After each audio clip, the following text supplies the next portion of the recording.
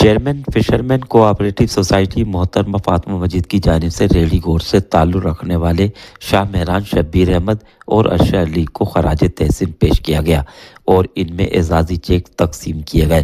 ریڑھی گوشت سے تعلق رکھنے والے شاہ مہران شبیر احمد اور ارشد علی نے ماہی گیر برادری کی فلاح و بہبود اور سمندری ماحول کے تحفظ کے لیے غیر معمولی خدمات انجام دی ہیں۔ بالخصوص مینگروز کی شجرکاری اور ساحلی و بحری ماحولیاتی بہتری کے لیے ان کی انتھک کاوشیں قابل ستائش ہیں۔ ان کی محنت، لگن اور سماجی شعور نہ صرف ماہی گیر کمیونٹی کے لیے امید کی کرن ہے بلکہ آنے والی نسلوں کے لیے ایک محفوظ اور پائیدار ماحول کی ضمانت بھی ہے۔ اس موقع پر چیئرمین فشرمین کوآپریٹو سوسائٹی محترمہ فاطمہ مجید نے کہا کہ ادارہ ان کی خدمات کو قدر کی نگاہ سے دیکھتا ہے اور مستقبل میں بھی اسی جذبے عزم اور لگن کے ساتھ کام جاری رکھنے کے لیے انہیں نیک تمناؤں کے ساتھ حوصلہ افزائی کرتا ہے۔